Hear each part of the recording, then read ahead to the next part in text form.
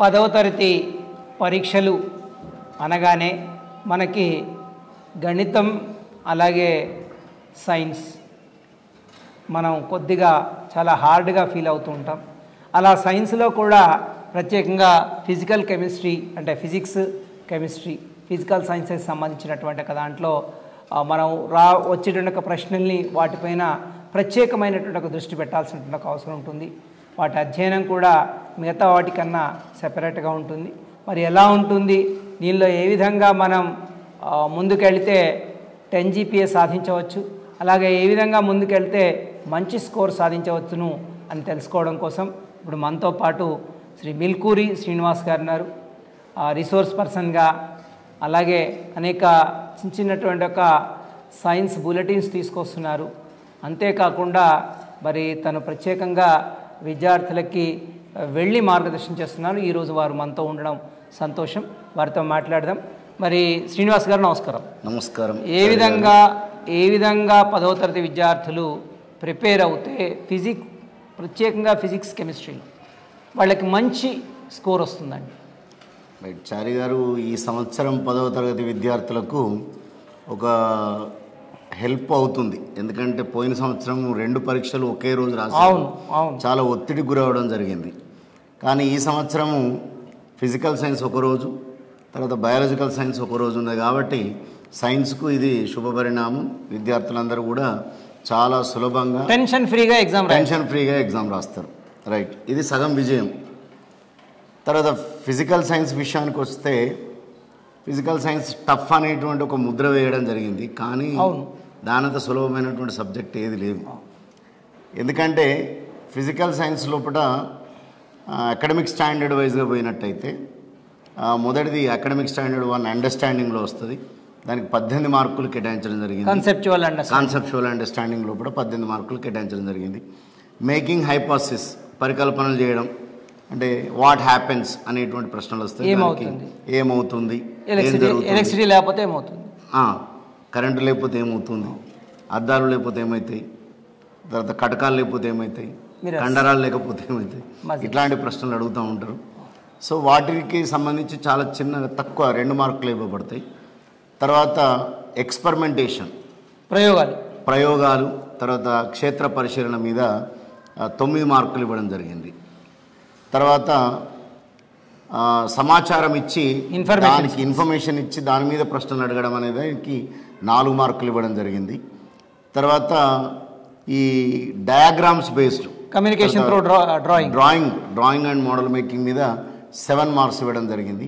తర్వాత దైనందిన జీవితంలో కూడా ఉపయోగాలు, నిత్య జీవితంలో కూడా జరిగేటువంటి అప్లికేషన్స్ అండ్ బయోడైవర్సిటీ మీద 6 మార్క్స్ జరిగింది. జీవ వైవిధ్యం మీద ఈ 6 మార్క్స్ కేటాయించడం జరిగింది. ఇది మార్క్స్ పరంగా మనం విభజించుకుంటే అంటే 12 పాఠాలు, మొత్తం 12 పాఠాలు మాకు ఉన్నాయి. 9 ప్రశ్నలే, 90 నిమిషాల వ్యవధి.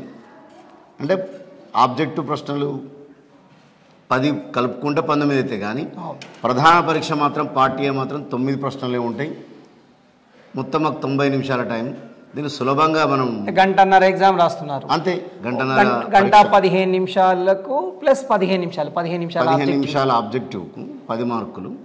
తర్వాత గంట సేపు, గంట 15 నిమిషాలు అంటే 15 నిమిషాలు మనం ఆబ్జెక్టివ్ కేటాయించడం జరిగింది.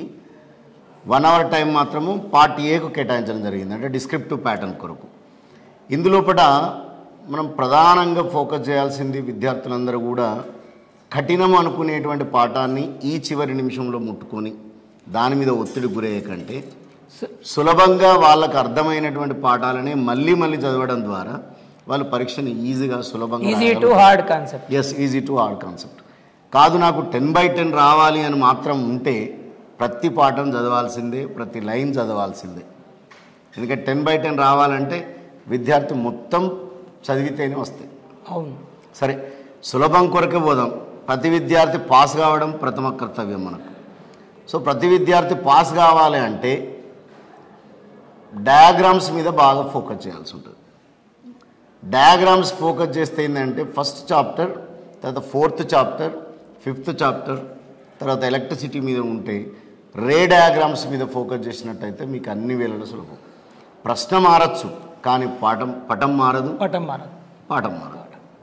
ఈ పటాన్ని కూడా అందంగా గీయాలా లేకపోతే మామూలుగా రేఖాచిత్రాలు గీస్తే సరిపోతుంది? మీరు అడిగిన ప్రశ్న సబబే. ఇంతకుముందు కూడా ఒక క్లాస్ చెప్పేటప్పుడు విద్యార్థి అడిగాడు, సార్ పటం చిన్నగా వేస్తే సరిపోదా అని. చిన్నగా వేసినా పెద్దగా వేసినా పటం యొక్క అంతరార్థం కరెక్ట్గా ఉండాలి, ఇన్నర్ మీనింగ్ కన్వే చేయాలి. ఎస్, రిలేయబుల్ టు క్వశ్చన్ ఉంటే దానికి మార్కులు పడైతాయి. కానీ స్పేస్, స్కెచ్, లేబుల్ ఇవి 3 ప్రధాన అంశాలు. స్పేస్ అంటే కరెక్ట్ ఆ పేజ్ లోపల మధ్యలో ఎంచుకుంటే పటం అందంగా వస్తుంది. తర్వాత స్కేలు, పెన్సిల్ ఉపయోగించి ఆ రేఖాచిత్రాలను గీసి తర్వాత వాటికి యారో మార్క్స్ ఇవ్వడం ద్వారా దానికి మార్కులు అదనంగా ఇవ్వడం, కానీ ఇవ్వాల్సిన మార్కులు పూర్తి స్థాయిలో వస్తాయి. ఆ పటానికి సంబంధించిన ఆ ఏ భాగాలు ఉన్నాయని కూడా గుర్తించాలి కంపల్సరీ. తర్వాత అది ఏం పటమో పటానికి టైటిల్ కూడా కంపల్సరీ రాయాలి అక్కడ. ఇది ఒకటి చాలా ప్రధానమైనటువంటి అంశం. తర్వాత పటం నుంచి వెళ్ళి డీవియేట్ అయిపోయి పటంతో పాటు ఒక చిన్న ప్రశ్నలు అడుగుతారు దాంతోపాటు. అంటే ఈ పటం ద్వారా నీకేం అర్థమైందని కానీ, లేదా పటంలో వచ్చినటువంటి ప్రతిబింబానికి దాని యొక్క లక్షణాలు రాయమని కానీ, క్యారెక్టరిస్టిక్స్ ఆఫ్ ది ఇమేజ్ అని కూడా అడగడం జరుగుతుంది. దాన్ని రాయాల్సి ఉంటుంది ఖచ్చితంగా. ఇలా రాసినప్పుడే దానికి పూర్తి స్థాయిలో ఇప్పుడు మార్కులు కేటాయించడం జరుగుతుంది. ఈ 7 మార్కులు. తర్వాత అనేకమైనటువంటి మనకు యాక్టివిటీస్ ఉన్నాయి. అంటే ల్యాబ్ యాక్టివిటీస్ కావచ్చు, ల్యాబ్ యాక్టివిటీస్. ఇందులో కూడా 3rd లెసన్ యాసిడ్స్ బేసిస్ మీద చాలా ఫోకస్ చేసినట్టయితే విద్యార్థులకు సులభంగా ఎగ్జామ్ రాయగలుగుతారు. అంటే అన్ని యాక్టివిటీస్ పరిగణలో తీసుకుంటే మనకు 9 మార్కులు వాటికే కేటాయించడం జరుగుతుంది ల్యాబ్ యాక్టివిటీస్. ఎందుకంటే ఎస్ఏ రైటింగ్, ఎస్ఏ క్వశ్చన్స్ లో లాస్ట్ బీట్ లో మనకి 6 మార్క్స్ దీనికి వస్తాయి. ఎస్, తర్వాత 3 మార్కులు వస్తాయి. కాబట్టి మొత్తంగా 9 + 7 పటాలతో 16 ప్లస్ ఆబ్జెక్టివ్ టైప్ 10 మార్కులు కనుక స్కోర్ చేసినట్టయితే 26 మార్కులతో పిల్లవాడు మంచి స్కోర్ సాధించడం జరుగుతుంది. అంటే చూడండి, 2 అకాడమిక్ స్టాండర్డ్ల మీదనే ఫోకస్ చేస్తేనే ఇన్ని మార్కులు వస్తున్నాయి. కాబట్టి పిల్లవాడు ఒత్తిడికి గురి కావాల్సినటువంటి అవసరమే లేదు ఇక్కడ. మరి పటాలకు వచ్చినప్పుడు ప్రయోగాలకు వచ్చినప్పుడు ఏం అడుగుతాడు ప్రశ్న అనేది కూడా, ప్రయోగంలో ఏ అంశాలు రాయాలి. ప్రతి ప్రయోగంలో ఇప్పుడు ఎగ్జాంపుల్ హైడ్రోక్లోరిక్ యాసిడ్ మెటల్ తోటి ఎలా, అంటే యాసిడ్స్ మెటల్స్ తోటి ఎలా చర్యలు ప్రయోగం లోపల కావలసిన పరికరాలు రాయండి. తర్వాత ప్రయోగ విధానాన్ని వివరించుకుని అడుగుతాడు. Explain the experimental procedure and material required అని అడుగుతాడు. మెటీరియల్ రిక్వైర్డ్ అని అడిగినప్పుడు ఆ మెటీరియల్ లోపల ఈ వచ్చినటువంటి కెమికల్, మెటల్ అనేది కంపల్సరీగా ప్రధానంగా రావాలి. అడిగిన క్వశ్చన్కి ఇప్పుడు మనం మెటీరియల్ అడిగాడా లేకపోతే ప్రొసీజర్ అడిగాడా చూడాలి. ఇప్పుడు ప్రశ్నకు రిలవెంట్గా మనం సమాధానం లేనిది మిగతా అన్ని రాసి ఆ మెటల్ రాయక యాసిడ్ రాయక ఉంటే దానివల్ల ప్రయోజనం ఏందండి? యూజ్ కాదు కదా. కాబట్టి రావాల్సింది ఏంది? మెటల్ మెన్షన్ చేయాలి, తర్వాత యాసిడ్ మెన్షన్ చేయాలి, తర్వాత మిగతా పరికరాలన్నీ రాయాలి. పరికరాలతో పాటు ప్రయోగ విధానాన్ని అంశాల వారీగా చెప్పాలి. ప్రొసీజర్ రాసేటప్పుడు అంశాల వారీగా రాయాలి. ఈ అంశాలు రాసేటప్పుడు మన ఒక విద్యార్థి ఒక పొరపాటు చేశాడు. మార్జిన్ లైన్ ఇచ్చిన తర్వాత మార్జిన్ లైన్కు యువతల వైపున ఏం చేయాలి? క్వశ్చన్ యొక్క సంఖ్య వేయాలి. Left side of the margin he has to write number of question number. కానీ క్వశ్చన్ నంబర్తో పాటు బుల్లెట్ పాయింట్స్ అన్ని కూడా ఇటువైపే రాశాడు. దానివల్ల ఏమవుతుంది? ఇవన్నీ కూడా ప్రశ్న సంఖ్యలు ఇవాల్యుయేటర్కి ఇబ్బంది జరుగుతుంది. దాన్ని అపార్థం చేసుకునేటువంటి అవకాశం ఉంటుంది. కాబట్టి బుల్లెట్ పాయింట్స్ అన్ని కూడా మార్జిన్కు కుడివైపున రాస్తారు, రైట్ సైడ్ రాయాలి. ఎడమ వైపునేమో ప్రశ్న యొక్క సంఖ్య వేయాలి, క్వశ్చన్ నంబర్ వేయాలి. ఈ విధంగా చేసినప్పుడు మనకు క్లారిటీ అనేది ఎక్కువ ఉంటుంది, ప్రశ్నపత్రం మీద ఒత్తిడి అనేది జరగదు. ఇట్లా తర్వాత ఇంకొక ముఖ్యమైన విషయం ఏంటంటే దైనందిన జీవితం లోపల ఉపయోగాలకు 6 మార్కులు ఇవ్వడం జరుగుతుంది. Application to the daily life సిచ్యువేషన్కు. ఈ డైలీ లైఫ్ సిచ్యువేషన్ లోపల ఏమున్నది? దర్పణాలు, మిర్రర్స్ వాడచ్చు, కటకాలు వాడచ్చు, లెన్సెస్ వాడచ్చు. తర్వాత 3rd చాప్టర్లో వచ్చినప్పుడు బ్లీచింగ్ పౌడర్ కానీ, వాషింగ్ సోడా కానీ, ప్లాస్టర్ ఆఫ్ ప్యారిస్ కానీ, మనం డెంటల్ డాక్టర్ దగ్గర పోయినప్పుడు ఆయన వాడేటువంటి ఒక ఇదే జీవితంలో. ఇప్పుడు మీ కిచెన్లో కూడా దర్పణాలకు సంబంధించి ఏమేమి వస్తువులు ఉన్నాయో అంటారు. స్పూన్ ఒక వస్తువే. తర్వాత ఒక మంచి కొత్త కొనుక్కున్నటువంటి స్టెయిన్లెస్ స్టీలు ప్లేటు పనికి వస్తుంది, బౌల్స్ పనికి వస్తాయి. ఇవన్నీ కూడా ఎక్కడెక్కడ చూస్తారు. ఇప్పుడు కారు హెడ్ లైట్ లోపల ఒక కాన్కేవ్ మిర్రర్ ఉంటుంది, కారుకు సైడ్ మిర్రరు, కాన్వెక్స్ మిర్రర్ ఉంటుంది. ఇలాంటి వాళ్ళ జీవితం లోపల ఎదురయ్యేటువంటి అంశాలు. తర్వాత ఎలక్ట్రోమాగ్నెటిక్ ఇండక్షన్ అని ఒక టాపిక్ ఉంటుంది. విద్యుత్ చాలక బలము, విద్యుత్ చాలక ప్రేరణ అనేది. దానిపైన స్వైపింగ్ మిషన్స్ కానీ, తర్వాత మెటల్ డిటెక్టర్స్ కానీ, ఇండక్షన్ స్టవ్ కానీ. అంటే ఇప్పుడు ఈ టెక్నాలజీ అంతా మనం డైలీ లైఫ్లో వాడుతున్నాం. ఆ వాడేటువంటి వాటినే నువ్వు సొంత మాటల్లో రాసేటువంటి ప్రయత్నం చేయాలి. ఈ ఒక్క ప్రశ్న language compulsory. They should not be stick to the only textual language అనేది స్టిక్ కాకుండా నడుస్తుంది ఈ ఒక్క అంశం లోపల. కానీ స్టేట్మెంట్ రాసినప్పుడు కానీ, తర్వాత ఎక్స్ప్లెనేషన్లో కానీ సైంటిఫిక్ వర్డ్సే ఉపయోగించాలి. అంటే టెక్స్ట్ బుక్ అవసరం లేకుండా ఏ ప్రశ్నపత్రం కూడా తయారు కాదు. ఏ ప్రశ్నపత్రమైనా టెక్స్ట్ బుక్ బేస్డ్ అని తయారవుతుంది. ఇప్పుడు ఈ 6 మార్కుల విషయంలోకి వచ్చినప్పుడు మీరు అంశాల వారీగా పాయింట్ టు పాయింట్ రాస్తూ మనకు జీవితంలో నువ్వేం చూసావు అనేది రాస్తే దానికి కొంత మార్కులు అదనంగా మంచిగా అవార్డ్ అయ్యేటువంటి అవకాశం ఉంటుంది. ఇన్ఫర్మేషన్ స్కిల్స్ అని ఉన్నది కదా, ఇన్ఫర్మేషన్ స్కిల్స్లో మరి ఎలాంటి ప్రశ్నలు వస్తాయి? ఎస్, ఇది మంచి ప్రశ్న చారి గారు. చాలామంది ఏమనుకుంటారంటే టేబుల్ ఇవ్వగానే నాకు 4 మార్కులు వచ్చినాయి అనుకుంటారు. కానీ ఇక్కడనే అసలు కిటుకున్నది. మొన్న ఇదే ప్రశ్న మనకు ప్రీ ఫైనల్లో వచ్చినప్పుడు విద్యార్థులందరూ పొరపాటు చేసింది ఎక్కడ అంటే ఈ సులభం అనుకున్న 4 మార్కులు అందరికీ వెళ్ళిపోయినాయి. ఎందుకంటే ఇచ్చిన టేబుల్ లోపల ప్రతి ప్రశ్న టేబుల్లో ఇచ్చిన సమాచారంకి సంబంధించింది ఇండైరెక్ట్గా ఉంటుంది, డైరెక్ట్గా ఉంటుంది. నేరుగా కనపడదు ఆన్సర్, ఒక్కొక్కసారి మనం ఇండైరెక్ట్గా కనిపించవచ్చు. 4 ప్రశ్నలకు ఇది ఇచ్చిన అనుకుందాం. ఒకవేళ ప్రశ్న 4 మార్కుల ప్రశ్నకు ఈ ప్రశ్న ఇచ్చినట్టయితే మొదటిది సులభంగానే వస్తుంది, రెండవ సమాధానం కూడా సులభంగా రాయొచ్చు. ఇప్పుడు ఎలక్ట్రానిక్ కాన్ఫిగరేషన్ ఇచ్చి ఇది ఏ మూలకంకు సంబంధించింది అక్కడ ఉంటుంది కాబట్టి ఆ మూలకాన్ని రాయాలి. కానీ ఇది ఏ పీరియడ్కు సంబంధించింది అన్నప్పుడు దాన్ని సమాచారం కొద్ది వరకే ఉంటుంది, దాన్ని కొంచెంగా ఆలోచించి రాయాలి. తర్వాత ఏ 2 మూలకాల మధ్యన బంధం ఏర్పడుతుంది అన్నప్పుడు ఇది అంతర్లీనంగా ఇంకా కఠినమవుతుంది. తర్వాత లాస్ట్ క్వశ్చన్ మాత్రం ఖచ్చితంగా వాళ్ళకు హయ్యర్ ఆర్డర్ థింకింగ్ లోపల మాత్రమే ఉంటుంది. ఎక్కువ కొంచెం పరికల్పన కంటెంట్ మీద పూర్తి అవగాహన ఉంచుకోవడం మంచిది. ఖచ్చితంగా కంటెంట్ మీద అవగాహన లేనప్పుడు ఈ సమాచారం ఇచ్చిన దాన్ని పూర్తి స్థాయి లోపల సమాధానాలు రాయలేరు పిల్లలు. అంటే ఆ టేబుల్ చూసి నేను ఆన్సర్ రాయగలగడం, ఫస్ట్ క్వశ్చన్ ఫస్ట్ టేబుల్లో సెకండ్కు సెకండ్, థర్డ్ అనేది ఈ విధంగా మ్యాచింగ్ కాదు. అంటే జనరల్గా పిల్లలు ఏమనుకుంటారు అంటే పారాగ్రాఫ్ రైటింగ్ ఇచ్చిన కింద క్వశ్చన్స్ ఇచ్చినప్పుడు మొదటి లైన్ తీసి మొదటి ప్రశ్నకు, రెండో లైన్ రెండో ప్రశ్నకి ఈ విధంగా సైన్స్లో కూడా రాయడం కుదరదు. కొంత ఆ టేబుల్ ఇచ్చినప్పుడు ఆ టేబుల్ ఇచ్చినటువంటి అంశం దేని గురించి, ఇందులో కూడా ఎక్కువ కూడా ఈ ఆటమిక్ స్ట్రక్చర్లో కానీ, ఎలక్ట్రిక్ కరెంట్లో కానీ, తర్వాత యాసిడ్స్ బేసెస్ సాల్ట్స్లో కానీ ఎక్కువ పట్టికలు ఇచ్చేటువంటి అవకాశం ఉంటుంది. pH పైన కానీ, ఇండికేటర్స్ పైన కానీ ఇలాంటి ప్రశ్నలు ఇచ్చవచ్చు. వాటిని పర్టికులర్గా మనకు పాఠ్యపుస్తకంలో ఉన్నాయే కాకుండా మీరు చెప్పిన ఈ అంశాలపైన ఒకసారి ఫోకస్ చేస్తే అది టేబుల్లో ఏ రకమైన ప్రశ్న అడిగినా జవాబు రాయొచ్చు. ఎందుకంటే ప్రశ్న అడిగే విధానం మారుతుంది, కానీ టెక్స్ట్ బుక్లో ఉన్న అంశాలు మాత్రం మారాయి. కంటెంట్ అలాగే ఉంటుంది కదా. కంటెంట్ను ఒకరు ప్రశ్నించే విధానంలో కూడా కొంత తేర్పు ఉంటుంది. ఇప్పుడు ఫర్ ఎగ్జాంపుల్ వస్తువు ప్రతిబింబము సమానమయ్యేటువంటి రేఖాచిత్రానికి గీయమంటాడు. అవును. సి వద్ద వస్తువు నుంచినప్పుడు సి వద్ద ప్రతిబింబం ఏర్పడుతుందని గీయమంటాడు. లేదా ప్రతిబింబము వస్తువు తలక్రిందులుగా ఒకే బిందువు వద్ద ఉండేటట్టు పటానికి గీయమంటాడు. అంటే ఒక ప్రశ్న పాఠం మారాలి ఇక్కడ, కానీ ప్రశ్న మారింది ఇక్కడ. సో ఇట్లా మనకు వాళ్ళు ఫ్లో చార్ట్స్ ఏమన్నా వచ్చే అవకాశం ఉంటుందా మనకి?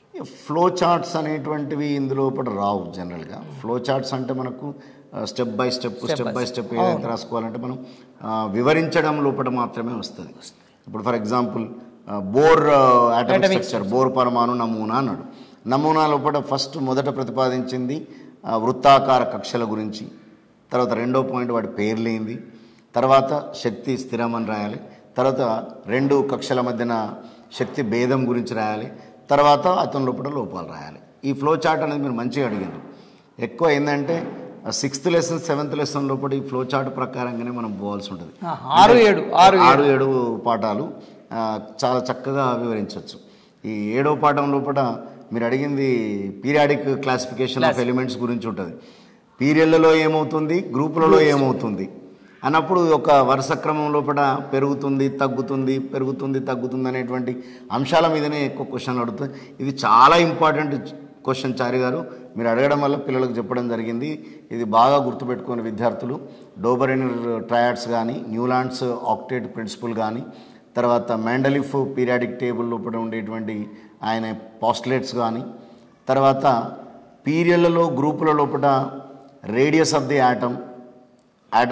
అటమిక్ రేడియస్, తర్వాత ionisation energy, electron affinity, metallic character, ఇవి ఏ విధంగా మారుతుందో పీరియడ్లో గ్రూపుల లోపల చాలా చక్కగా వివరించినట్టయితే ఒక పట్టిక ద్వారా చూసినట్టయితే మంచి మార్కులు వస్తాయి. సో ఈ విధంగా చూడండి, ఇప్పుడు ఎన్ని మార్కులు మనం చెప్పినా కూడా చాలా సులభం అవుతుంది. కానీ ఫిజికల్ సైన్స్ బాగా టఫ్ అని చెప్పి, మీ బయాలజికల్ సైన్స్ ఈజీ అని చెప్పి అనేటువంటి ఒక అభిప్రాయం ఉన్నది పిల్లల లోపల. అవును, అది ఇప్పుడు మన పిల్లలు కూడా తొలగించుకోవాలి. మరి ఫిజిక్స్ కెమిస్ట్రీ రెండు ఉన్నాయి కదా, దీంట్లో వెయిటేజ్ ఏమైనా ఉందా? రెండు ఒకేలా? లేదు, ఫిజికల్ సైన్స్ అనేది ఒక సబ్జెక్టు. మాకున్నది 12 లెసన్స్. కెమిస్ట్రీ బేస్డ్ ఒక లెసన్ అదనంగా ఉంటుంది, ఫిజిక్స్ తక్కువ ఉంటుంది. కానీ ఫిజికల్ సైన్స్ ఓవరాల్గానే చూడాలి తప్ప చాప్టర్ వైజ్ వెయిటేజ్ లేదండి. అకాడమిక్ స్టాండర్డ్ వైజ్ వెయిటేజ్ ఉంది తప్ప చాప్టర్ వైజ్ వెయిటేజ్ లేదు ఇందులో కూడా.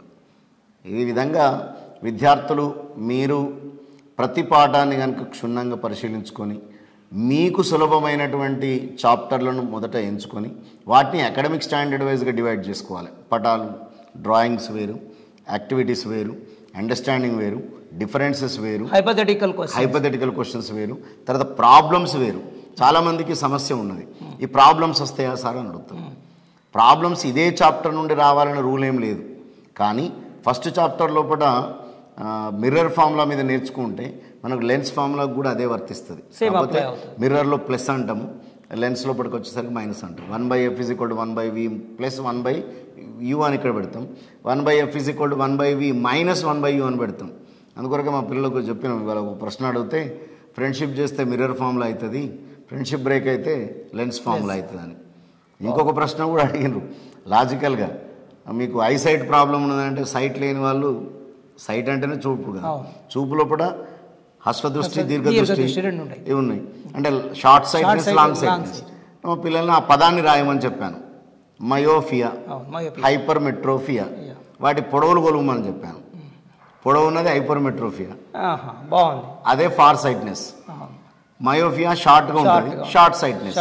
అంటే కన్ఫ్యూజన్ ఉన్నప్పుడు దాన్ని కన్ఫ్యూజన్ అవాయిడ్ చేసుకోవచ్చు. అంటే వాస్తవంగా అప్లికేషన్ అనేది ఇక్కడే స్టార్ట్ అవుతుంది అంతే. అంటే మనం ఈజీ చేసుకోవడం ఉంటుంది. కాబట్టి విద్యార్థులందరూ కూడా ఏ టాపిక్ను కూడా బాగా టఫ్ అని ఫీల్ కాకుండా ఫిజికల్ సైన్స్కు అదనపు రోజు కేటాయించడం జరిగింది. 90 నిమిషాల నిడివి గల ఈ పరీక్ష విధానం లోపల 1 గంట 60 నిమిషాలు 9 ప్రశ్నలు. ఈ 60 నిమిషాలు 9 ప్రశ్నలకు చాలా టైం మిగిలిపోతుంటుంది. విద్యార్థి కనుక పరిపూర్ణంగా చదివి ఉన్నవాడైతే బాగా టైం మిగిలిపోతుంది. 2 marks questions 3, yes 2 marks questions 3, 4 marks questions 3.